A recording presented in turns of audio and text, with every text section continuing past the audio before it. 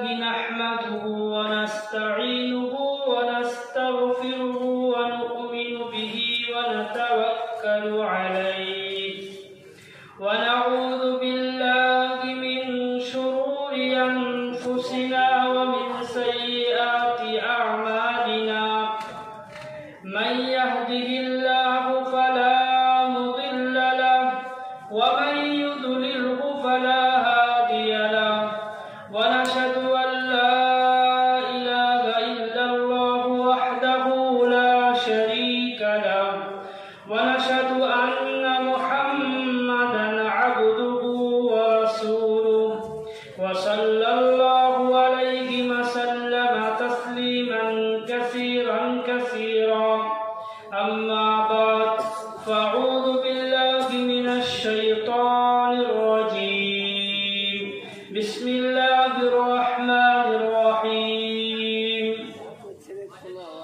قل هل يستوي الذين يعلمون والذين لا يعلمون وقال النبي صلى الله عليه وسلم إن الدنيا خلقت لكم وإنكم خلقتم للآخرة أو كما قال عليه الصلاة والسلام মহাসম্মানিত আজকের এই মহতী সভার সভাধিপতি বিদগ্ধ ওলামায়ে কেরাম এবং এই মজলিসে উপস্থিত চিন্তাশীল সুধী দর্শক শ্রোতা পর্দার অন্তরালে উপবিষ্টা আমার শ্রদ্ধেয়া মা এবং বোনেরা, সবাইকে আমার অন্তরের অন্তঃস্থল হতে উষ্ণ অভ্যর্থনা এবং মোবারকবাদ জানিয়ে আমার আলোচনা আমি শুরু করতে চলেছি। রাত দীর্ঘ হয়েছে, তারপরেও আপনাদের ধৈর্য, আপনাদের উৎসাহ আমাকে আলোচনা করতে সহায়তা করবে আশা রাখি। আমরা জানি ছাগলের পেট থেকে যখন কোনো বাচ্চা জন্মগ্রহণ করে তখন তাকে বলতে শুনবেন না তো ছাগলের বাচ্চা, তোমাকে আবার ছাগল হতে হবে। গরুর পেট থেকে জন্ম নেওয়া গরুর বাছুরকে কখনো কেউ বলে না তোমাকে গরুর মতো গরু হতে হবে। শুনেছেন কাউকে? ব্যতিক্রম শুধু মানুষ। মানুষের গর্ভ থেকে জন্ম নিয়েই শুধু মানুষ হতে পারে না, আমরা বাচ্চাদের বলি তোমাদেরকে মানুষের মতো মানুষ হতে হবে। ভুল বলছি? ছাগলের বাচ্চাকে কোনো শিক্ষার মাধ্যমে, কোনো দীক্ষার মাধ্যমে নতুন করে ছাগল হতে হয় না। কোনো প্রাণী, কোনো পশুর বাচ্চাকেই আমরা বলতে শুনিনি তাকে সেই প্রাণী হওয়ার জন্য তার মতো হতে হবে। একমাত্র মানুষ যার গর্ভ থেকে জন্ম নিলেই সে মানুষ হতে পারে না। আমরা বলি পড়াশোনা করে, লেখাপড়া করে মানুষের মতো মানুষ হতে হবে। সেই মানুষের আধ্যাত্মিক চেতনার বিকাশের জন্যে, মানুষের অভ্যন্তরীণ শক্তির বহির প্রকাশের জন্যে বিশ্বের বুকে যুগে যুগে দেশে দেশে আগমন করেছিলেন আল্লাহর পক্ষ থেকে প্রেরিত দূত নবীগণ। সেই আগমনের ধারাবাহিকতার পথ ধরে শেষ এবং শ্রেষ্ঠ নবী যিনি আগমন করেছিলেন তিনি হচ্ছেন সারা পৃথিবীর মানুষের মাথার মুকুটমণি হযরতে মুহাম্মদ সাল্লাল্লাহু আলাইহি ওয়াসাল্লাম। সারা পৃথিবীর জন্য রহমত ছিলেন। আল্লাহ বলছেন ওয়া মা আরসালনাকা ইল্লা রাহমাতাল লিল আলামিন। হে নবী, আমি আপনাকে সারা জগতের জন্য রহমত করে পাঠিয়েছি। মানুষকে মানুষ রূপে গড়ে তোলার জন্য, মানুষকে মানুষের মতো আত্মপরিচয় লাভ করে সৃষ্টিকে স্রষ্টার সঙ্গে জুড়ে দেওয়ার জন্য আমি গোটা জগতের জন্য আপনাকে রহমত করে পাঠিয়েছি। আমরা বাংলা ভাষায় কি বলি? আমাদের নবী বিশ্ব নবী। ভুল বলছি? আমরা রবিউল আউয়াল মাসে বিশ্ব নবী দিবস পালন করি। বিশ্ব নবী মানে সারা বিশ্বে নবী। কিন্তু একটা প্রশ্ন আপনাদের আমি ব্রেনের মধ্যে জাগিয়ে দিচ্ছি। আল্লাহ রাসূল সাল্লাল্লাহু আলাইহি ওয়াসাল্লামের জীবনী, তার জীবদ্দশার সমস্ত ঘটনাগুলো যদি আপনারা পড়েন, লক্ষ্য করতে পারবেন মহানবী সাল্লাল্লাহু আলাইহি ওয়াসাল্লাম তার জীবদ্দশায় পবিত্র জীবনে আরব দুনিয়ার বাইরে কোনোদিন পা রাখেননি। খুব বেশি তবুকের যুদ্ধে গেছেন, রোমের কাছাকাছি। তাহলে যিনি সারা পৃথিবীর রহমত, তিনি পৃথিবীর কোথাও যাচ্ছেন না। প্রশ্ন যাচ্ছে কি যাচ্ছে না? কোরআন বলছে আপনাকে গোটা জগতের জন্য রহমত করে পাঠিয়েছি, আর আমরা দেখতে পাচ্ছি সেই রহমতের কান্ডারি আরব দুনিয়া ছাড়া পৃথিবীর কোন দেশে তিনি গমনাগমন করেননি, ভারতবর্ষে আসেননি, আমেরিকা নামক দেশটাও তখন আবিষ্কার হয়নি। ভুল বলছি? কলম্বাসের মাধ্যমে পরবর্তীকালে আমেরিকার দেশটার হদিশ পাওয়া গেছিল, লন্ডনের বুকেও কাদা ছিল। ঠিক সেই কোথাও তিনি যাচ্ছেন না, কিন্তু কোরআন বলছে সারা পৃথিবীর জন্য রহমত। কি করে রহমত হলেন? কোরআন কেন বলছে? কোরআনের বাণীর সত্যতা কিভাবে প্রমাণ করব আমরা? যদি ভারত পৃথিবীর মানচিত্রকে আপনার সামনে রেখে দেওয়া যায়, কলম দিয়ে ম্যাপ পয়েন্টিং করে বলে দেওয়া যাবে এই দ্বীপগুলো হচ্ছে আরবের, সামান্য কিছু দ্বীপকে নিয়ে আরব দুনিয়া, সেই আরব দ্বীপের বাইরে কোথাও যাচ্ছেন না, অথচ কোরআন বলছে সারা জগতের জন্য আপনাকে রহমত করে পাঠানো হয়েছে। তাহলে আমাকে একটু পিছনে যেতে হবে, 1400 বছর আগে সেই প্রেক্ষাপটে জানতে হবে। মহানবী সাল্লাল্লাহু আলাইহি ওয়াসাল্লাম দীর্ঘ 23 বছর যাবত মক্কি জিন্দেগি 13 বছর, মাদানী জিন্দেগি মদিনার জীবন 10 বছর। এই 23 বছরের মধ্যে ঘাত প্রতিঘাতের মধ্য দিয়ে তিনি মানুষের কাছে দিনের পেগামকে, বার্তাকে পৌঁছে দিয়েছিলেন, এবং তিনি এই বার্তা পৌঁছানোর মাধ্যমে একটা জামাত তৈরি করেছিলেন। আমি প্রথমে সাব্যস্ত করে নেব, শিক্ষার বিষয়ে আসবো। আমাদের নবীকে, যাকে আমরা বিশ্ব নবী বলি, কোরআন যাকে বিশ্ব নবী আখ্যায়িত করেছে, সেই বিশ্ব নবী হওয়ার ব্যাকগ্রাউন্ড কি, প্রেক্ষাপট কি, কিভাবে তিনি পৃথিবীর কোথাও না গিয়েও বিশ্ব নবী হলেন? আপনারা বুঝতে চান না? বুঝতে চান না? কিভাবে? আমরা তো বলি আমাদের নবী বিশ্ব নবী, কিন্তু বিশ্বের কোথাও যাচ্ছেন না তিনি, তাহলে বিশ্বের জন্য নবী হলেন কি করে? একটা প্রশ্ন আপনাকে কি থাকে না? রাসূল দীর্ঘ 23 বছর যাবত ঘাত প্রতিঘাত, সংঘাত, লড়াইয়ের মধ্য দিয়ে একটি জামাত তৈরি করেছিলেন। সেই জামাতের নাম কি? সাহাবীদের জামাত। সেই জামাতকে প্রশিক্ষণ আল্লাহর সঙ্গে জুড়ে দেওয়ার মাধ্যমে যখন তিনি দেখলেন যে আমার সাহাবারা পরিপূর্ণভাবে আল্লাহর দ্বীনি শিক্ষাকে ধারণ করতে, বহন করতে সক্ষম, তখন তিনি একটি হাদিসের মধ্যে বর্ণনা করেছেন, আসহাবি কান্নুজুম বিআইয়িহিম ইকতাদাইতুম ইহতাদাইতুম। আমার সাহাবারা আকাশের নক্ষত্রের মতো, যাকে অনুসরণ করবে হেদায়েত পেয়ে যাবে। যাকে অনুসরণ করবে হেদায়েত পেয়ে যাবে। আমার সাহাবারা আকাশের তারকার মতো। এইটা বোঝানোর জন্য আমি একটু মাঝখানে কথা বলে নিই, প্রসঙ্গে ফিরে আসবো।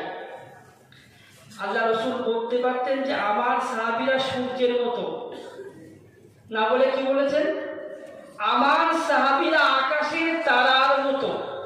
যদিও আমরা দেখতে পাই আলো কার বেশি? সূর্যের বেশি। তারকার আলো মিটমিট করে জ্বলে, সূর্য উদয় হলে রাতের অন্ধকার চলে যায়। ঠিক বলছি কিনা? তাহলে বলতে পারতেন আমার সাহাবারা কার মতো? সূর্যের মতো। তারকার সঙ্গে কেন তুলনা করলেন? আমরা জানি যখন কম্পাস আবিষ্কার হয়নি, বিজ্ঞানের এরকম উন্নতি ঘটেনি, সেই যুগে বণিকেরা যখন ব্যবসা করতে যেত, সমুদ্রের মধ্যে জাহাজ নিয়ে, বড় বড় নৌকা নিয়ে, কাস্তি নিয়ে পাড়ি দিত। রাতের অন্ধকার, সমুদ্রের ঢেউয়ের অন্ধকার, জাহাজের ভিতরের অন্ধকার, এই ত্রিস্তরী চতুর্মুখী অন্ধকার। যারা জাহাজের নাবিক থাকতো তাদেরকে দিক নির্ণয় করতে বিভ্রান্ত করত।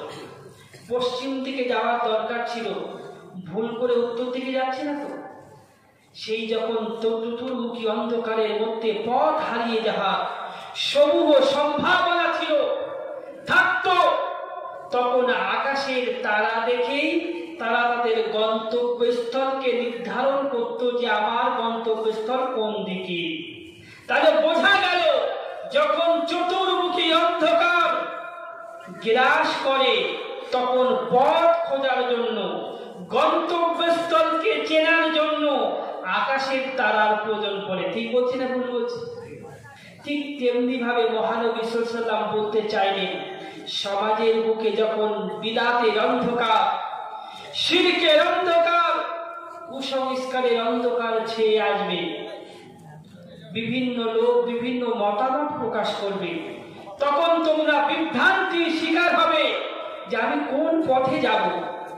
আল্লাহ রাসূল বললেন, যখন বিভিন্ন মুখী কুসংস্কার, বিভিন্ন মুখী বিদআতের অন্ধকার তোমাদের সামনেটাকে গ্রাস করবে, বিভ্রান্তির অন্ধকারে তলিয়ে যাওয়ার সমূহ সম্ভাবনা থাকবে, তখন তোমরা কোন দিকে যাবে, কি দেখে পথ চিনবে, সঠিক পথকে নির্বাচন করবে।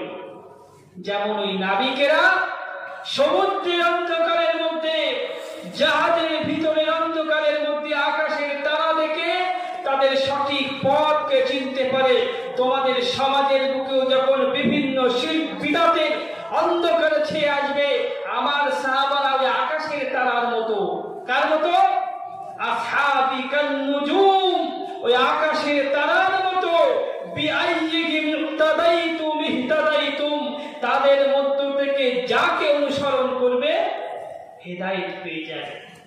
রাসূলের উদাহরণ দেখুন, যখন অন্ধকার ছেয়ে আসবে তখন তো তারার প্রয়োজন পড়বে। তারপর রাসূল এই জামাতকে তৈরি করার পর বিদায় হজে লক্ষাধিক সাহাবার সামনে ভাষণ দিয়েছিলেন এবং সবাইকে জিজ্ঞেস করেছিলেন, আমি কি তোমাদের কাছে আল্লাহর পক্ষ থেকে আনিত দ্বীন পরিপূর্ণভাবে পৌঁছে দিয়েছি? সকল এই এক কণ্ঠস্বর হয়ে সেদিন সাহাবারা বলেছিলেন, অবশ্যই আপনি আমাদের কাছে দ্বীনকে পৌঁছে দিয়েছেন। কত লক্ষ সাহাবা? লক্ষাধিক সাহাবা। এবারে যদি আরবের বিভিন্ন প্রান্তকে আপনারা খুঁজে দেখেন, দেখবেন 10,000-এর বেশি কবর খুঁজে পাবেন না। তাহলে বাকি সাহাবাদের কবর কোথায় হলো? তারা রাসূলের মিশন ফালিউবাল্লিগিশ শাহিদুল গায়বা, যারা উপস্থিত তারা অনুপস্থিতদের কাছে দ্বীনকে পৌঁছে দেবে। রাসূল সেদিন বলেছিলেন, এই মিশনকে কাঁধে নিয়ে তারা পৃথিবীর প্রান্তে প্রান্তে ছড়িয়ে পড়েছেন। তাই রাসূল ভারতবর্ষে আসেননি, কিন্তু সাহাবায়ে কেরাম বা তাদের তাবেঈনদের জামাত এই মিশনকে সামনে নিয়ে, এই টার্গেটকে সামনে রেখে ভারতবর্ষে এসেছিলেন বলেই আমাদের পূর্বপুরুষেরা ইসলামকে গ্রহণ করেছিল। আর তাদের পরে জন্মগতভাবে বেলডাঙ্গার মানুষ আমরা ইসলাম গ্রহণ করেছি বলে আজকের বেলডাঙ্গারে কি দয়ানগরে এই সভা অনুষ্ঠিত হয়েছে। তো মহানবী সাল্লাল্লাহু আলাইহি ওয়াসাল্লাম পৃথিবীর কোথাও যাননি, কিন্তু তিনি যে জামাত তৈরি করে তাদেরকে নির্দেশ দিয়েছিলেন এবং সারা পৃথিবীর কোনায় কোনায় ছড়িয়ে গিয়ে বিশ্বনবী হওয়াটাকে, আলামী নবী হওয়াটাকে এভাবেই সাব্যস্ত করেছে। কোরআনের বাণীও সত্য সাব্যস্ত হয়েছে। সুবহানাল্লাহ। তাহলে বিশ্বনবী জানি, বিশ্বনবী হওয়ার পিছনে এটাই ব্যাকগ্রাউন্ড। কিন্তু আমরা আমাদের ইতিহাস জানি, আমাদের আত্মপরিচয় জানি। কোনো বাঘের বাচ্চাকে যদি ছাগলের পাড়ে ছেড়ে দেন আর সেখানে যদি বাঘের বাচ্চা বড় হতে থাকে কার মাঝে? ছাগলের পাড়ের মাঝে। আর ছাগল যখন শিং দিয়ে গুঁতো মারবে তখন ওই বাঘের বাচ্চারও মনে হতে পারে আমারও শিং হলে ভালো হতো, আমি একটু গুতুগুতি করতাম। কিন্তু কেউ যদি এই বাঘের বাচ্চাকে তার আত্মপরিচয় বলে দেয়, তোমার শিং কি দরকার, তোমার তো বিষাক্ত পাঞ্জা আছে, ধারালো নখ আছে, দাঁত আছে, এই ছাগলের বাচ্চাগুলোকে তুমি শিকারে পরিণত করতে পারো, তুমি ছাগলের পালে পড়ে শিং কামনা করছো। আমাদের মুসলিম উম্মার নতুন প্রজন্মের অবস্থাও সেই রকম। আমরা বাঘের জাতি, পৃথিবীকে শাসন করেছি আমরা, আমাদের ঐতিহ্য আছে, আমাদের পূর্ব ইতিহাস আছে, কিন্তু বিজাতীয় সংস্কৃতির ভাবধারার মধ্যে আমরা বাঘের বাচ্চাগুলো পড়ে আমরা অন্যের মতো শিং কামনা করছি। এখন তাই প্রয়োজন যে এই বাঘের বাচ্চাগুলোকে তাদের আত্মপরিচয় বলে দেওয়া, তাদের পিতা মাতার ঐতিহ্যের কথা তুলে ধরা, যাতে তারা ছাগলের পালে পড়ে বিজাতীয় সংস্কৃতির মতো শিং কামনা না করে, বরং যারা শাসকের ভূমিকা পালন করে বিশ্বকে নতুন দিশা দেখাতে পারে সেটা আমাদের দেখাতে হবে। আল্লাহ আমাদেরকে সেই ঐতিহ্য জানার জন্য আমরা সব দিকে কোয়ালিটি মেনটেন করিনি। আপনি 10 টাকা দিয়ে সাবান কিনতে গেলে কোম্পানি দেখে নেন লাইফ বয় না লাইফ বয়, কি লেখা আছে। শিক্ষিত হলে সে বুঝতে পারবে সাবানটা লাইফ বয় না লাইফ বয়। কিন্তু যদি লেখাপড়া না জানে, অজ্ঞতার অন্ধকারে নিমজ্জিত থাকে, তাহলে আমরা প্রকৃত পরিচয়, আত্মপরিচয় জানতে পারবো না। কোয়ালিটি মেনটেন করতে হবে। আর আল্লাহ বলেছে যে কোয়ালিটিপূর্ণ কাজ করবে তাকেই আল্লাহ তাআলা তার সব থেকে সুন্দর পুরস্কারকে দেবেন। কারণ আল্লাহ বলছেন লাকাদ খালাকনাল ইনসানা ফি আহসানি তাকওয়িম, নিশ্চয়ই আমি মানুষকে সব থেকে সুন্দর করে সৃষ্টি করেছি। হাসান মানে সুন্দর, আহসান মানে সব থেকে সুন্দর, তুলনামূলক। আহসান সব থেকে সুন্দর করেছি। একজন বাদশা তার স্ত্রীকে তালাক দিয়েছে, বলেছে তুমি চাঁদের থেকে সুন্দর না হলে তোমাকে তালাক দিয়ে বিভ্রান্ত হয়ে গেছে, চাঁদ সুন্দর আমার স্ত্রী সুন্দর। তখন এক ফকির কাছে গেছেন, আলিমের কাছে গেছেন, তিনি বলছেন তোমার স্ত্রীর তালাক হয়নি, কারণ কোরআনে আল্লাহ বলেছেন লাকাদ খালাকনাল ইনসানা ফি আহসানি তাকওয়িম, আমি মানুষকে সব থেকে সুন্দর করে সৃষ্টি করেছি। আর সব থেকে সুন্দর করে সৃষ্টি করার পর মানুষের কাঁধে যে দায়িত্ব আমি অর্পণ করেছি সেটাও সব থেকে সুন্দর দায়িত্ব। আল্লাহ বলছেন ওয়ামান আহসানু কাওলাম মিম্মান দাআ ইলাল্লাহ, তার থেকে কার অধিক সুন্দর হতে পারে যে মানুষকে আল্লাহর দিকে আহ্বান করে। এখানে একই শব্দ ব্যবহার হয়েছে, ওয়ামান আহসান, সৃষ্টির ব্যাপারে আহসান, দায়িত্বের ব্যাপারেও আহসান। সব থেকে সুন্দর দায়িত্ব আল্লাহ আমাদের দিয়েছেন।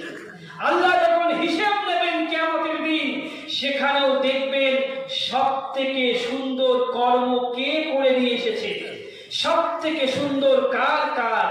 আল্লাহ বলছেন আল্লাযী খালাকাল মাউতা ওয়াল হায়াতা লিয়াবলুয়াকুম আইয়ুকুম আহসানু আমালা, তিনি সেই সত্তা যিনি জীবন এবং মৃত্যুকে সৃষ্টি করেছেন যাতে তিনি যাচাই বাছাই করতে পারেন আইয়ুকুম আহসানু আমালা, কর্মের দিক থেকে সব থেকে সুন্দর কে।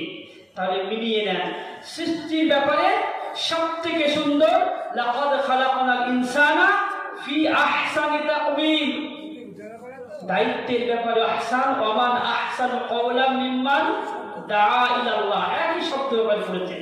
হিসাবের ব্যাপারে বলছেন আইয়ুকুম আহসানু আমালা, সব থেকে সুন্দর কাজ কে করে নিয়ে এসেছে। সুন্দর সৃষ্টি, সুন্দর দায়িত্ব, সব সুন্দর কাজের হিসেব নেওয়ার পর আল্লাহ বলবেন পুরস্কারটাও কিন্তু সব থেকে সুন্দর হবে।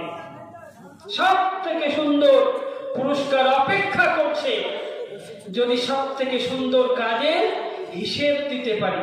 আল্লাহ বলছেন তোমাদের জন্য জান্নাতিন তাজরি মিন তাহতিয়াল আনহার খালিদিনা ফিহা আবাদা, এর জান্নাত, যার নিচে দিয়ে পানির প্রস্রবণ প্রবাহিত। একটা ফকিরকে যদি রাষ্ট্রপতি ভবনে রেখে দেওয়া হয় আর বলা হয় তোমাকে 1 সপ্তাহের জন্য দেয়া হলো, সে ভাববে আমি 1 সপ্তাহ পরে যে ফকির ছিলাম সেই ফকির হয়ে যাবে। ফলে এই টেনশন তাকে রাজপ্রাসাদের সুখ ভোগ করতে দেবে না। আল্লাহ বলছে জান্নাতের অনন্ত অসীম সুখ আছে, কিন্তু সেই সুখ ভোগ করার জন্য টেনশন থাকবে না। সেখানে যে একবার প্রবেশ করবে সেখান থেকে তার বহিষ্কার হতে হবে না, বের হয়ে যেতে হবে না। খালিদিনা ফিহা আবাদা, অনন্ত অসীম কাল সেখানে অবস্থান করবে। সুবহানাল্লাহ। কিন্তু এই সব কিছু জানার জন্য যে আল্লাহ আমাদের কোয়ালিটিপূর্ণ সৃষ্টি করেছেন, আল্লাহ আমাদের কোয়ালিটিপূর্ণ দায়িত্ব দিয়েছেন, আল্লাহ আমাদের হিসেবটাও কিন্তু কোয়ালিটিপূর্ণ কাজের নেবেন। বুঝাতে পেরেছি? কোয়ালিটিপূর্ণ কাজে। আমি একটা উদাহরণ দিই কোয়ালিটিপূর্ণ। দেখুন, যদি হাফ বালতি মানে পানি গেজা 1 মুঠো সাবানের মানে গুঁড়ো দেন, ওই গেজাটাকে 3 বালতি করা যায়। ফেনি যাবে কি হবে? 1 ঘন্টা পরে কি হবে? যে পানি আসল ছিল সেই পানিটাই থাকবে, গেজাগুলো বিলীন হয়ে যাবে। বোঝা গেল গেজার মধ্যে জমাট বাঁধার যোগ্যতা নেই, মানুষের উপকারের শক্তি নেই, তাই যার টিকে থাকার শক্তিও নেই। আল্লাহ বলছেন পৃথিবীর বুকে সেই টিকে থাকবে, সেই জাতির অস্তিত্ব রক্ষা হবে যার মধ্যে মানুষের কল্যাণ নিহিত আছে, যার মধ্যে মানুষের উপকারিতা নিহিত আছে। আল্লাহ বলছেন ফাআম্মায-যাবাদু ফায়াযহাবু জুফা ওয়া আম্মা মা ইয়ানফাউন নাস ফায়ামকুসু ফিল আরদ। বলছেন যা ফেনা খড়কুটোর মতো ভেসে যাবে, কিন্তু যেটা মানুষের জন্য উপকারী সেটা টিকে যাবে। পৃথিবী যোগ্যতা চেনে, কোনো ভাষা চেনে না, কোনো বর্ণ চেনে না, কোনো কালার চেনে না।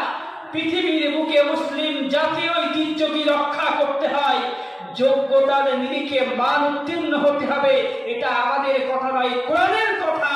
কোরআন বলছে যেখানে যোগ্য লোক থাকে সেই যোগ্য লোকের পরে যখন যোগ্যতর লোক আসে, যোগ্য লোকের ভ্যালু কমে যায়। যেখানে যোগ্যতর পরে যোগ্যতম লোক আসে, যোগ্যতর লোকের ভ্যালু কমে যায়। সুতরাং আমাদের প্রতিনিয়ত আপডেট হতে হবে। পৃথিবীকে নেতৃত্ব দিতে গেলে এত আলস্যের শিকার হলে হবে না। আল্লাহ বলছেন যার মধ্যে অন্যের উপকারের গুণগান আছে, ফেনার মতো হাফ বালতি পানিকে 10 বালতি হয়ে আমরা ফেনার মতো বেড়ে গেছি। মুসলিম সংখ্যায় বেড়ে গেছে, কোয়ালিটিতে, আরবিতে কামিয়াত আর কাইফিয়াত বলে পরিসংখ্যানে বেড়ে গেছে, কোয়ালিটি গুণগত মানে আমাদের সমাজ সেই জায়গায় পৌঁছতে পারছে না। সেই জায়গায় পৌঁছতে গেলে কাদের পথ অনুসরণ করব? কাদের পথ? কোন পথ অনুসরণ করলে আমরা সেখানে পৌঁছাবো? আমাদের কোয়ালিটিপূর্ণ কাজ করতে হবে, কোয়ালিটিপূর্ণ কাজের হিসেব দিতে হবে। আমরা প্রত্যেক দিন সেই পথ কামনা করি। আমাদের নামাজের মধ্যে, সূরা ফাতিহার মধ্যে আমরা না জেনে না বুঝে আল্লাহর কাছে কামনা করি, হে আল্লাহ আমাদের সে পথে পরিচালিত করো যে পথে পরিচালিত হয়ে তোমার পক্ষ থেকে পুরস্কার প্রাপ্ত হয়েছে। রোজ কামনা করি কিনা? প্রত্যেকের আঘাতে কামনা করি। আমরা বলি ইহদিনাস সিরাতাল মুস্তাকিম, হে আল্লাহ তুমি আমাদের সরল পথে পরিচালিত করো। সিরাতাল্লাযীনা আন'আমতা আলাইহিম, যে পথে পরিচালিত হয়ে তোমার পক্ষ থেকে পুরস্কার প্রাপ্ত হয়েছে।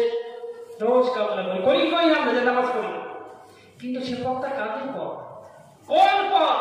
কারা তারা যারা আল্লাহর পক্ষ থেকে পুরস্কার প্রাপ্ত?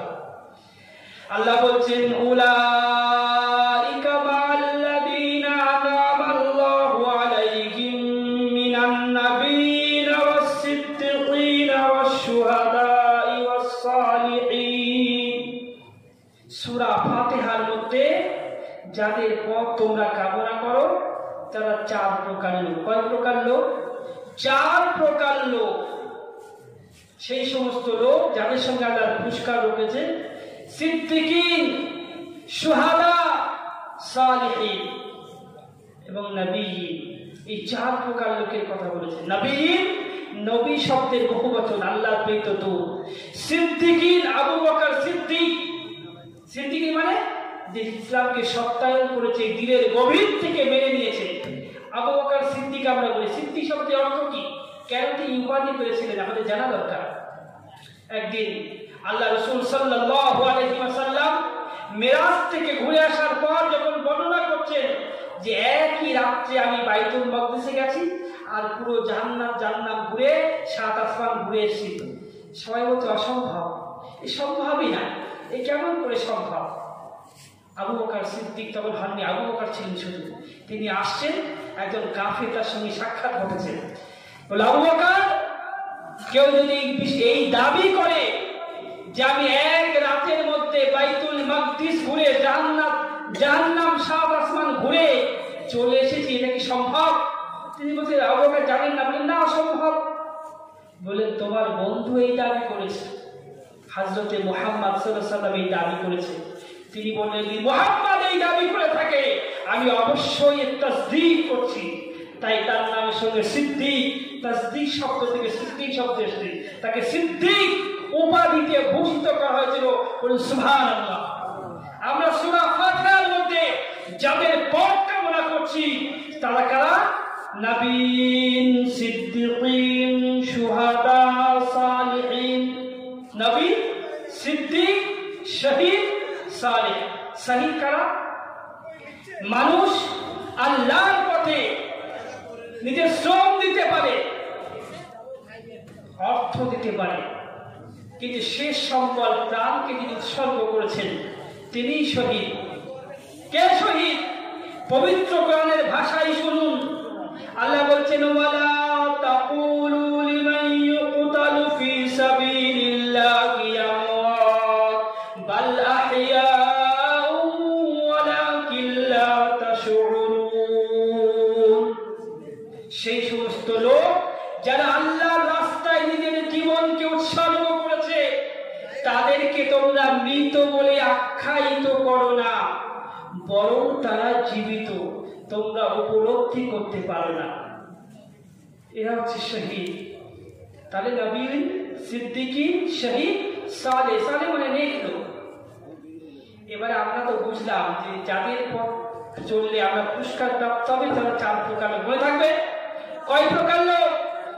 4 প্রকার লোক। নবীদের পর, সিদ্দিকিনদের পর, শহীদদের পর, সালেহিনদের পর। এবারে মানুষের সামনে আইডিয়াল দরকার, রক্ত মাংসের মডেল দরকার, যে বাস্তবে তারা কারা ছিলেন। এটা বুঝতে গেলে বুখারী শরীফের একটি হাদিসকে সামনে রাখতে হবে। মহানবী সাল্লাল্লাহু আলাইহি ওয়াসাল্লাম একদিন পাহাড়ের উপরে দাঁড়িয়েছিলেন। হঠাৎ পাহাড়টা কাঁপতে শুরু করলো। আল্লাহ রাসূল সাল্লাল্লাহু আলাইহি ওয়াসাল্লাম পাহাড়কে সম্বোধন করে বললেন, হে পাহাড়, তুমি থমকে দাঁড়িয়ে পড়ো। তোমার উপরে একজন নবী আছেন, একজন সিদ্দিক আছেন, 2জন শহীদ আছেন। কথা গভীর মন দিয়ে শুনুন, বুঝতে পারবেন কে আছেন। একজন নবী, একজন সিদ্দিক, 2জন শহীদ আছেন। পাহাড়কে বলছেন। পাহাড় থেমে গেল। নবী তো আল্লাহ রাসূল হয়ে গেলেন, আবু বকর সিদ্দিক সঙ্গে ছিলেন। ওমর, ওসমান তখনও শহীদ হননি, জীবিত আছেন। তবু রাসূল বলছেন 2জন শহীদ আছে। সুবহানাল্লাহ। ভবিষ্যৎবাণী করছেন যে আগামীতে এরা শাহাদাতের পেয়ালায় চুমুক দেবে, শাহাদাতকে বরণ করবে, অ্যাডভান্স বলছেন। তাহলে আমরা কি বুঝলাম? কোন পথে চললে আমরা সব থেকে সুন্দর কাজ করতে পারবো?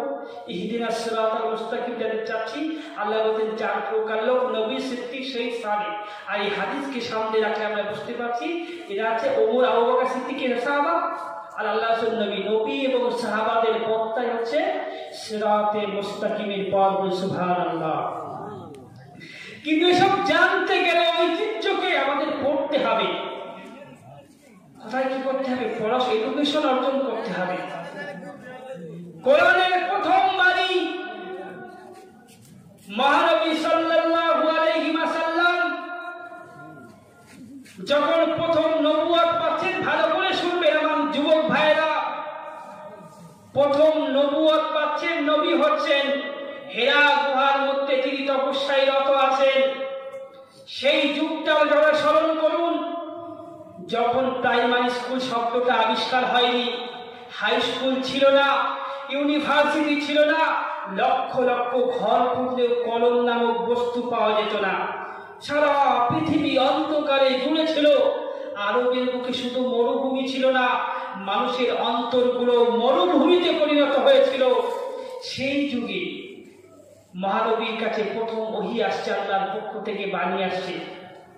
যদি তৎকালীন পৃথিবী কি বর্তমান যুগের সারা বুদ্ধিজীবী জ্ঞানী গুণী সাহিত্যিককে থেকে বলা হতো, আচ্ছা বলুন তো দেখি, পৃথিবীর শেষ এবং শ্রেষ্ঠতম গ্রন্থ অবতীর্ণ হতে যাচ্ছে, কোন শব্দ দিয়ে সূচনা হলে ভালো হয়?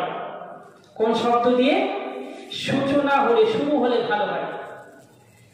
তৎকালীন পৃথিবীর অবস্থা যারা জানেন, যারা পড়ার সঙ্গে সাধারণ পরিচয় ছিল না, কোনো রেওয়াজই ছিল না, তারা নিশ্চয়ই এ কথা বলবেন না পড়ো দ্বারা শুরু হোক, আর যাই বলতে বলবে। কিন্তু সেই যুগে দাঁড়িয়ে আল্লাহ রসুলের উপর একটা বিপ্লবী বাণী, একটা ইনকিলাবী বার্তা আল্লাহ পাঠালেন। আল্লাহ বললেন, ইকরা বিসমি রাব্বিকাল্লাযী খালাক, পড়ো তোমার প্রভুর নামে, যিনি তোমাকে সৃষ্টি করেছেন। রসুল বললেন, মা আনা বিকারিন, আমি তো পড়তে জানি না। তিনবার বলার পর চতুর্থবার যখন সিনাই চাপ দিয়ে সাল্লাম বললেন, পড়ো তোমার প্রভুর নামে, যিনি তোমাকে সৃষ্টি করেছেন। এখানে পড়তে বলা হয়েছে। কখন বলা হয়েছে? পুরো কোরআনের প্রথম আয়াত, প্রথম বাণীর মধ্যে আল্লাহ পড়তে বলেছেন, পড়ার কথা বলেছেন। বোঝাতে পারছি আমি? পড়তে বলেছেন। অর্থাৎ রসুলকে বলতে চাইলেন, তোমার যে উম্মত হবে তারা অন্ধকারে থাকবে না, অজ্ঞতার মধ্যে থাকবে না, তারা পড়াশোনা ডেভেলপ করবে, উন্নতি করবে, পড়তে বলেছেন। কিন্তু পড়া কি পড়বে? আমরা আরবিতে মফুল বলি, মফুলকে উজ্জ্ব রেখে উল্লেখ করা হয়, পড়ো তোমার প্রভুর নামে। কি পড়বে? বিষয়বস্তুকে আল্লাহ বলেননি। দুটো কারণে বিষয়বস্তুকে অনুল্লেখ রাখা হয়। একটা বিষয়বস্তুকে বিস্তৃত করতে, ব্যাপক করতে, একটা বলে যে নির্ধারিত হয়ে যাবে, আর না বললে সবগুলো অন্তর্ভুক্ত হয়। মুফাসসিরিনরা বলছেন। আর একটা কি বলছেন?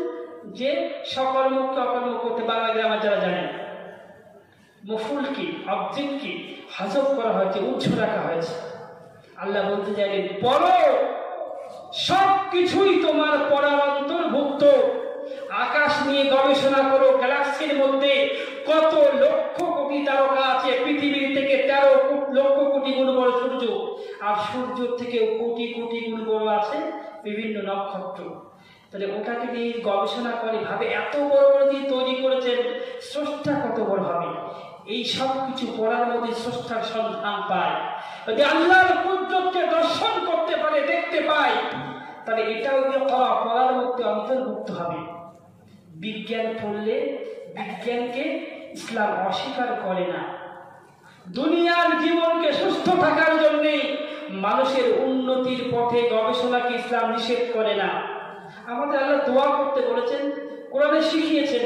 দুনিয়ার কল্যাণ কামনা করতে বলেছেন। আল্লাহ বলেছেন, রব্বানা আতিনা ফিদ দুনিয়া হাসানা ওয়া ফিল আখিরাতি হাসানাতাও ওয়া কিনা আযাবান নার। কি বলেছেন? রব্বানা আতিনা ফিদ দুনিয়া, হে আল্লাহ আমাদের দুনিয়ায় কি করো? কল্যাণ দান করো, হাসানা। তাহলে প্রথমে দুনিয়ার কল্যাণ চাইতে শিখিয়েছেন। দুনিয়াকে আগাছালো এলোমেলো রেখে জান্নাতের পথকে সুন্দর করা যায় না। তাই কেউ যদি আকাশকে নিয়ে গবেষণা করে, নক্ষত্র ছায়াপথকে নিয়ে, সেটাও ইকরা বিসমি রাব্বিকাল্লাযী খালাকের মধ্যে অন্তর্ভুক্ত হবে, যদি আল্লাহর কুদরতকে দেখে আল্লাহর পরিচয় লাভ করে। বলুন সুবহানাল্লাহ। আল্লাহ বলেন, সমুদ্রের তলায় লক্ষ্য করে দেখো, কত বিচিত্র বিবিধ জন্তু আমি তৈরি করেছি, তাদের দেখেও তুমি আমার কুদরতের, আমার সৃষ্টির সন্ধান, রহস্য উন্মোচন করতে পারবে। আল্লাহ বলেন, কুল সিরু ফিল আরদ ফানজুরু কাইফা কানা আকিবাতুল মুকাদ্দিবিন। হে রাসূল, আপনি বলে দিন, তোমরা পৃথিবীর বুকে পরিভ্রমণ করো, ভ্রমণ করো, এবং অপরাধীদের পরিণতি, মিথ্যুকদের পরিণতি তোমরা লক্ষ্য করো। তাহলে এই সব কিছু করার অন্তর্ভুক্ত, আকাশ থেকে নিয়ে পাতাল পর্যন্ত আল্লাহ পড়তে বলেন, পড়া একটা নিয়ম বলে দিলেন, বিসমি রব্বিক, তোমার প্রভুর নামে হতে হবে। আমরা ইউনিভার্সিটি পড়ি, যেখানেই পড়ি না কেন, পড়াটা আল্লাহর নামে, আল্লাহর পরিচয় লাভের জন্য, মানুষের কল্যাণের জন্য হতে হবে। তাহলে সেই পড়াটা এই পড়ার মধ্যে অন্তর্ভুক্ত হবে। তারপরে আল্লাহ ফের বললেন, বিসমি রাব্বিকাল্লাযী খালাক, খালাকাল ইনসানা মিন আলাক, যিনি তোমাদেরকে সৃষ্টি করেছেন জমাট বদ্ধ রক্ত থেকে। তারপরে আল্লাহ রাব্বুকাল আকরাম, পড়ো তোমাদের প্রভুর নামে যিনি মহা সম্মানিত। আমাদের মুফতি সাঈদ আহমদ পালনপুরি রাহমাতুল্লাহ আলাইহি বলেছিলেন, প্রথম ওহীর মধ্যে, কোরআনের প্রথম বাণীর মধ্যে দুবার পড়তে বলা হয়েছে, দুবার পড়ার কথা উল্লেখ করা হয়েছে। প্রথমটা জ্ঞান অর্জনের জন্য, দ্বিতীয় পড়াটা জ্ঞান বিতরণের জন্য। সুবহানাল্লাহ। জ্ঞান অর্জনের জন্য পড়বে, জ্ঞানকে বিতরণের জন্যও পড়বে, জীবন থেকে মৃত্যু পর্যন্ত পড়বে।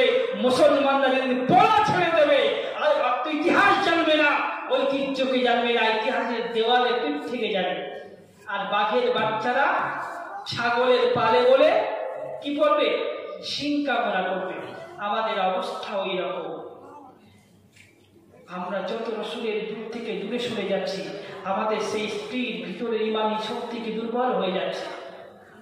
আমরা বলছি সারা পৃথিবীর এত লক্ষ কোটি মুসলমান, তবু মুসলমানরা অত্যাচারিত, নির্যাতিত হচ্ছে। আমি একটা উদাহরণ দিই, প্রায় লোকের কাছে উদাহরণ দিই। আপনাদের কারেন্টের তার কত হাজার ভোল্ট হয়ে গেছে?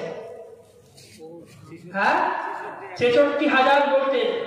এখন যদি এই ভোল্টেজ আছে, কারেন্ট আছে, কোনো পাগলে কি হাত দেবে তারে? কেউ গিয়ে তাদের গায়ে হাত দেবে, ছেঁড়াছিড়ি করবে? কারণ জানার মধ্যে বিদ্যুৎ আছে, ওকে জ্বলিয়ে পুড়িয়ে ছাড়খাড় করে দেবে। এখন যদি এই বিদ্যুতের সংযোগ, কানেকশনটা পাওয়ার হাউস থেকে কেটে দেওয়া হয়, এই কেটে যায়, এই বিদ্যুতের তারের লাইন যদি পাওয়ার হাউস থেকে বিচ্ছিন্ন হয়ে যায়, তাহলে চোরেরাও চুরি করবে, পাগলও হাত দেবে, ছেঁড়াছিড়ি করবে, করবেই করবে না? কারণ যাদের পাওয়ার হাউসের সঙ্গে কানেকশন নেই। মুসলিম উম্মার অবস্থাও এখন এইরকম দাঁড়িয়েছে, এরা পাওয়ার হাউস থেকে বিচ্ছিন্ন হয়ে গেছে, কোরআন এবং হাদিস থেকে সংযোগ দূরে সরে গেছে। তাই সারা পৃথিবীর সকল লোক জানে এরা রাসূলের সুন্নাতের উপরে নেই, এরা কোরআনের আদেশ নির্দেশের উপর নেই। পাওয়ার হাউস থেকে উম্মতের সম্পর্ক ছিন্ন হয়ে গেছে। যেমন ওই কারেন্টের তার, বিদ্যুতের সম্পর্ক যদি পাওয়ার হাউস থেকে বিচ্ছিন্ন হয়ে গেলে ওই তারগুলো যে কেউ কাটবে, ছিঁড়বে। মুসলমানদেরকে এখন যে কেউ কাটছে, ছিঁড়ছে, নির্যাতন করছে। ওরা যদি জানতো কোরআন এবং হাদিসের উপরে আমল করে আমাদের মধ্যে ইমানি বিদ্যুৎ থাকতো, তাহলে আমাদের স্পর্শ করলে ওরা জ্বলে পুড়ে ছারখার হয়ে যেত। হতো না? বিগত যুগের ইতিহাস আছে, ঐতিহাসিকরা লিখছেন সাহাবাদেরকে রাসূল শুধু তৈরি করেননি, ঘোষণা যেমন দিয়েছেন, তারকার যেমন বলেছেন, 100 বছর পর্যন্ত মুসলমানদের এই ড্রেস, এই লেবাস, সাহাবারা ড্রেসকে দেখে চোখ তুলে তাকাবার সাহস পর্যন্ত পৌঁছাল না। যত দূরে সরে গেছে, যত রাসূলের যুগ থেকে আমরা দূরে সরে গেছি, আমাদের সেই বিদ্যুৎ, সেই ইমানি পাওয়ারের সংযোগ বিচ্ছিন্ন হয়ে গেছে। তাই আমাদেরকে এখন সবাই যে যেভাবে পারছে সারা পৃথিবীতে অত্যাচার করছে। আবার পুনরায় উম্মতের সংযোগ স্থাপন করতে হবে কোরআন এবং হাদিসের সঙ্গে, দ্বীনের সঙ্গে, যাতে প্রত্যেকটা মুমিনের হৃদয়ে ইমানের বিদ্যুৎ থাকে। আপনাদের এখানে বেগুন চাষ হয় না? বেগুন চাষ বা ধান কেটে আমাদের ওখানে দেখবেন বিচলে একটা মানুষ তৈরি করে মানুষের একটা পোশাক পরিয়ে দেয়, মাথা চাপিয়ে দেয়, মানুষের মুখ চাপিয়ে। কেন বলেন তো? কেন করে? যাতে করে পাখিরা মনে করে রক্ত মাংসের মানুষ দাঁড়িয়ে আছে, ভয়ে পাখি যেন না আসে। এইটাই তো কারণ। এখন যদি পাখিরা জানতে পারে এটা রক্ত মাংসের মানুষ নয়, ভেতরে শুধু বিশ্রী আর বিশ্রী মানুষের পোশাকটা পরিয়ে দেওয়া আছে, ওই ক্ষেতগুলোকে তছনছ করে যাবে না? পাখিরা জানতে পারে কি করবে? ওরা জানতে পারে আল্লাহর কথা। ঠিক আমাদের অবস্থা ওরকম হয়ে গেছে। আমাদের ভিতরটা ইমান থেকে দূরে সরতে সরতে বৃষ্টির মতো হয়ে গেছে, শুধু দৃষ্টিটা রয়ে গেছে, ওপরের পোশাকটা রয়ে গেছে। পাখিরা নির্মল বলে আমাদের এই প্রতারণামূলক প্রচেষ্টাকে তারা ভয় পায়, কিন্তু মানুষরা বুদ্ধিমান, তাই আমাদের এই ড্রেস দিয়ে বিশ্বকে আর প্রভাবিত করা যাচ্ছে। ইমানের মেহনত থেকে, কোরআন হাদিসের শিক্ষা থেকে যত দূরে সরে গেছি, আমাদের অন্তর ভিতরটা আস্তে আস্তে বিজলির মতো, ওরকম বাংলা সাহিত্যকে বলে কাকতারুয়া, কি বলা হয়, কাকতারুয়া বলে, তো কাকতারুয়ার মতো হয়ে গেছে। মুসলমানকে ভিতর থেকে রক্ত মাংসে চেতনাশীল মানুষ করতে গেলে, মানুষের মতো মানুষ করতে গেলে তাকে আবার সব বিদ্যুতের সংযোগ স্থাপন করতে হবে। কি করতে হবে? বিদ্যুতের সংযোগ স্থাপন করতে হবে। মনে রাখবেন, এবং এটা সম্ভব। মহানবী সাল্লাল্লাহু আলাইহি ওয়াসাল্লামের সান্নিধ্যে কেমন যোগ্যতা, কেমন বিদ্যুৎ সৃষ্টি হয়েছিল, একটু নমুনা আমরা জেনে নিই। হযরত ওমর ফারুক রাদিয়াল্লাহু আনহু যুদ্ধের সময় যাচ্ছেন, যেতে যেতে হঠাৎ এক জায়গায় থমকে দাঁড়ালেন। দাঁড়িয়ে খুব ক্রন্দন করছেন, কি খোঁজাখুঁজি করছেন গাছের মধ্যে। সঙ্গে সাহাবায়ে কেরাম তাবাঈনা জিজ্ঞেস করছেন, আমিরুল মুমিনিন, কি সমস্যা? কিছু হারিয়ে গেছে, আমরা হেল্প করবো, সাহায্য করব? তিনি বললেন, না, কিছু আমার হারাইনি। তিনি কাঁদছেন আর ঘাত যাচ্ছেন। তারপরে তিনি মাথা তুলে বললেন, এই যে জায়গাটা দেখছো না, আমার বালক বয়সে, ছোট বয়সে আমি উটের বাচ্চা আর ছাগলের বাচ্চা নিয়ে চড়াতে আসতাম। এই যে জায়গাটা আমি হাতড়াচ্ছি, আর প্রত্যেকদিন সন্ধ্যাবেলা ঘরে ফিরে যেতাম, আমার বড় বোন আমাকে বকাবকি করতো, বলতো, ওমর, তোর মধ্যে ছাগল চড়ানোর যোগ্যতা নেই, উটের বাচ্চাগুলোকে পেট ভরে খাইয়ে নিয়ে আসবে এই যোগ্যতা নেই, তুই জীবনে করে খাবে কি? আমরা যেমন সন্তানদের বলি, কাজ না করলে, পড়াশোনা না করলে, ওমর বলছেন, আমার বড় বোন আমাকে বকাবকি করতো যে আমি উটের বাচ্চাগুলোকে খাইয়ে পেট ভরে ঘরে নিয়ে যাব, এই যোগ্যতাটুকু আমার ছিল না। কিন্তু আজ সেই ওমর সারা পৃথিবীর অর্ধেকের মানুষের বেশি শাসন করছে। যে একটা উটের বাচ্চাকে শাসন করতে পারতো না, ছাগলের বাচ্চাকে চড়াতে পারতো না, পৃথিবীর অর্ধেকের বেশি মানুষকে চড়াচ্ছে। সুবহানাল্লাহ। সবাই প্রশ্ন করলেন, আপনার প্রতি যোগ্যতা এলো কিভাবে? কিভাবে আপনি এই যোগ্যতার মালিক হলেন? তিনি সংক্ষিপ্ত উত্তর দিয়েছিলেন, সুহবাতুন নবী সাল্লাল্লাহু আলাইহি ওয়াসাল্লাম, রাসূলের সান্নিধ্য, সংস্পর্শ আমাকে এই রাখাল থেকে এই বিশাল যোগ্যতার মালিক বানিয়েছিলেন। সুবহানাল্লাহ। রাসূলের সান্নিধ্যে, রাসূলের রেখে যাওয়া শিক্ষা এবং দীক্ষার মধ্যে সাধারণ পাথরকে হিরে বানিয়ে দিতে পারে। কিন্তু আমরা সেই শিক্ষাকে অনেক পিছনে ফেলে, অনেক দূরে ফেলে আমরা ইসলামকে নিয়ে ভাবতেই শিখি, আমাদের ঐতিহ্যকে জানি নেই। লোক বলে 1400 বছর আগের কথা, পূর্ণ যুগের কথা নিয়ে পড়ে আছে।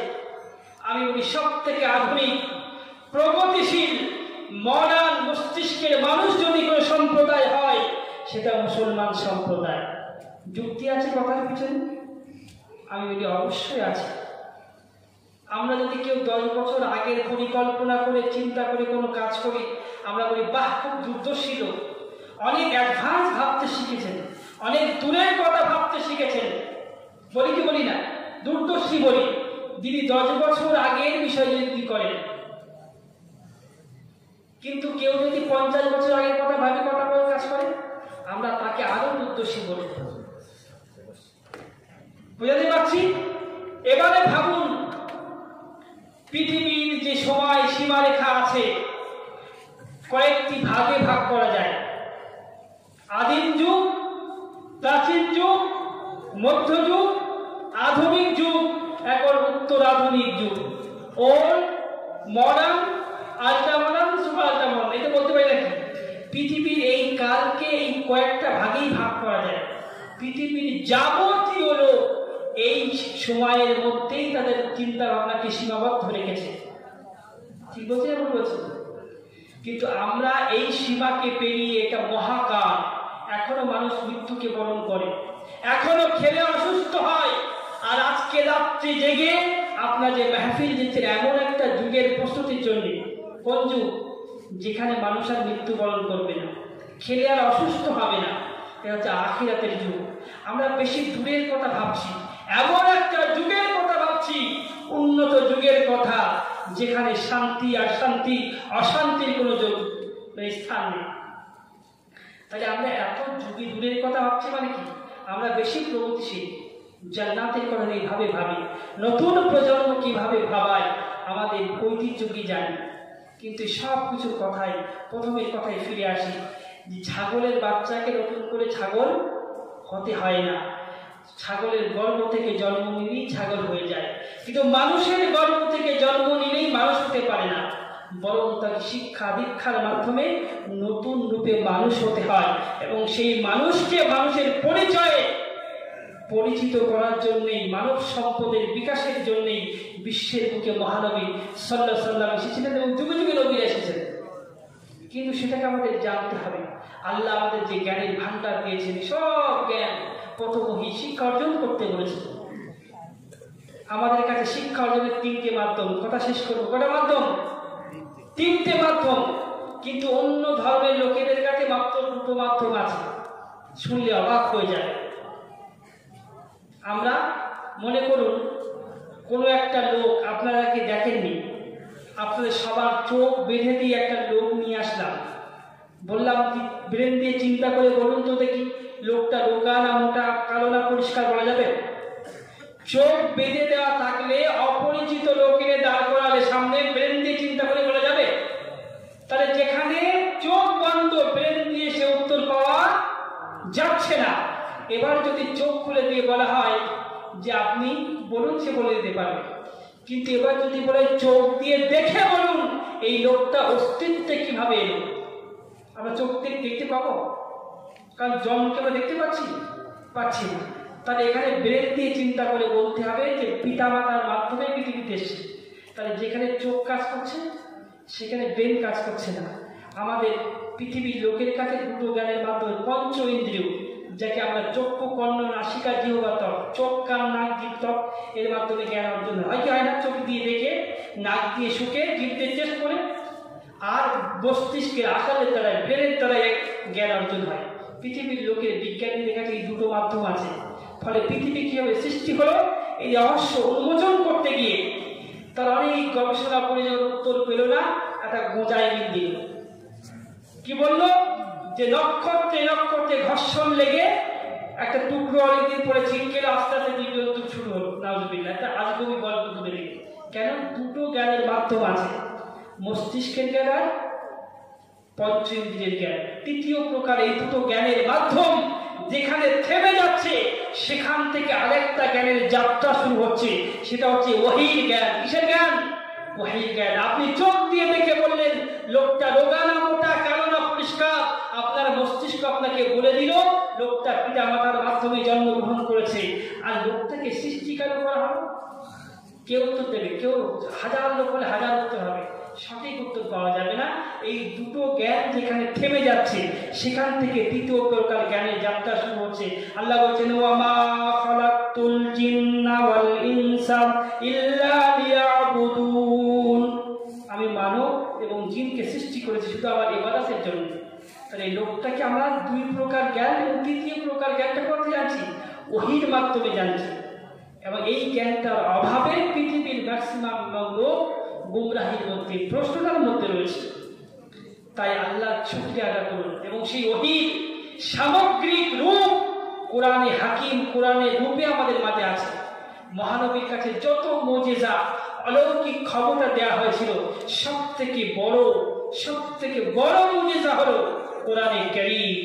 সুবহানাল্লাহ। সেই মুজিজা আল্লাহ রাসূল আমাদের কাছে রেখে গেছেন। আল্লাহ রাসূল বলেন, তারাকতু বাইনাকুম আমরাইন, তোমাদের কাছে দুটো জিনিস রেখে যাচ্ছি, যখন এটাকে মজবুত করে ধরবে কখনো পথ ভ্রষ্ট হতে হবে না। তাহলে জ্ঞান অর্জনের কথা মাধ্যম আমাদের তিনটে মাধ্যমে আছে। কোরআন হচ্ছে ওহী সামগ্রিক, সমগ্র। কিন্তু অন্যের কাছে দুটো মাধ্যম আছে, তাই প্রকৃত রাস্তা তারা পায় না। দুটো জ্ঞান যেখানে থেমে যায় সেখান থেকে ওহীর যাত্রা শুরু হয়, সেই জ্ঞান থেকে পৃথিবীর লোক বঞ্চিত। আর আমরা কোরআনকে ধারণ করে সেই জ্ঞানকে আমরা শিক্ষা না করে আমরাও জ্ঞান থেকে বঞ্চিত। তাই আসুন আমরা বাঘের জাতি, ছাগলের পাল করে ছাগলের মতো শিং না কামনা করি, আল্লাহর বিধানকে কোরআনকে শিখি, প্রকৃত জ্ঞানকে অর্জন করি এবং আমাদের উপরে যে দায়িত্ব দেওয়া হয়েছে সেই দায়িত্বকে আমরা জনে জনে সার্বজনীন করি। সারা পৃথিবীর কাছে ইসলামের পেগামকে স্বচ্ছ সুন্দর সাবলীলভাবে পৌঁছে দিই। এটা আমাদের জীবনতেই শেষ কথা। আল্লাহ আমাদের বলেছেন কুনতুম খায়রা উম্মাহ, তোমরা শ্রেষ্ঠ জাতি, উখরিজাত লিন-নাস, মানুষের কল্যাণের জন্যই তোমাদের সৃষ্টি করা হয়েছে। যখন আমরা আমাদের তিনটে জ্ঞানের মাধ্যমকে অবলম্বন করে পৃথিবীর জনগণকে দিনের পথে আহ্বান করতে পারবো, তাহলে শ্রেষ্ঠ উম্মতের শিরোপা আমাদের কাঁধে থাকবে, নতুবা কাঁধে থাকবে না।